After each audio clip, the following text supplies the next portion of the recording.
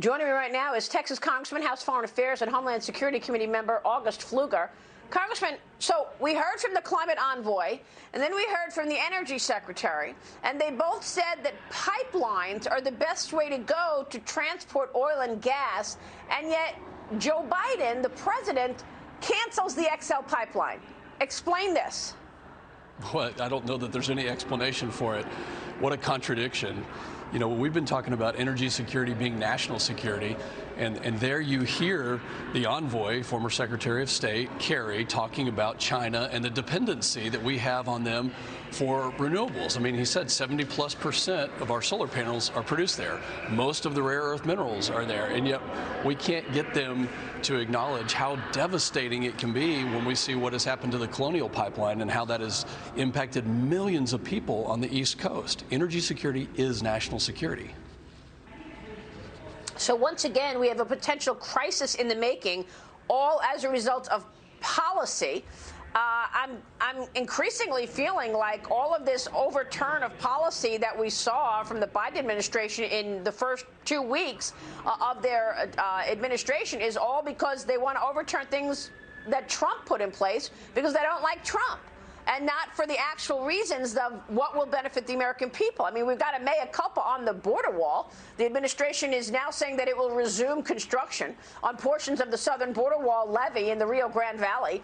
This is reportedly coming after pressure from local residents amid the surge in migrant crossings. We know that the latest data has 178,000 migrants apprehended at the border last month in April. That's a 21-year high. So, Congressman, what do you make of this move now to resume construction of the border wall after that was his first executive order, stop all construction of the border wall? Well, Maria, you're exactly right.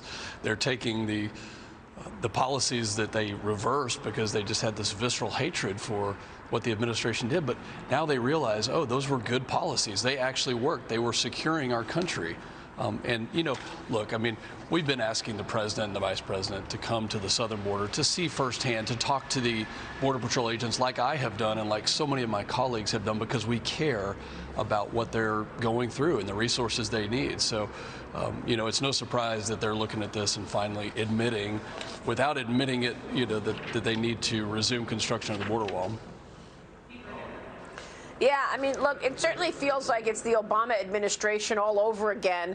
And many of the people in Biden's cabinet have worked for President Obama. President Biden is now reportedly tapping former Chicago Mayor Rahm Emanuel as the role of U.S. ambassador to Japan. The position is set to be officially announced later this month. How would Rahm Emanuel be as an ambassador to Japan, Congressman? Your reaction? Well, I want to know what the former mayor knows about foreign policy, and has he spent time in Japan or in the Pacific? And, you know, I spent 3 years there as a military officer, and what a tremendous opportunity to learn, but 3 years is not even enough to be the ambassador there and to understand what we need in diplomacy to secure our country, our allies around the world. What are his qualifications? Why is he the right person for this job? What is he going to do to further our economic prosperity and the defense of our nation, not to mention our allies?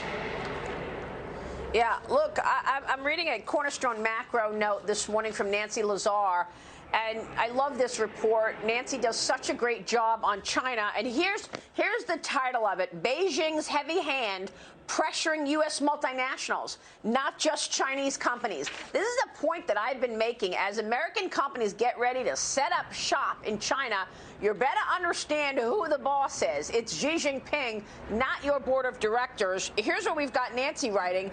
China's central bank is attempting to take control of Ant Group's vast trove of consumer lending data, marking the latest front in Beijing's crackdown on Jack Ma's financial technology group. Indeed, the volume of Chinese captured data, already huge, is expected to explode by 2025.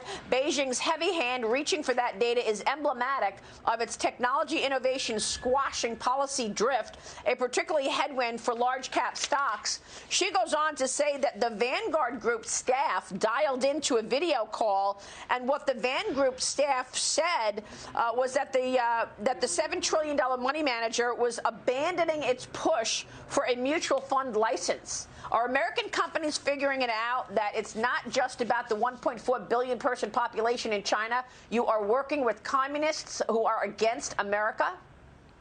Well, this was the questioning, the line of questioning for Secretary Kerry yesterday. And it really comes down to one thing, and it's lack of accountability for the Chinese Communist Party, who is oppressing Uyghurs, as we know, and committing genocide, who is stealing intellectual property and intellectual capital through these companies, as you just mentioned. And so that's what we want to highlight to the administration, to the American public, that what is our country and our government and the Biden administration going to do to hold them accountable?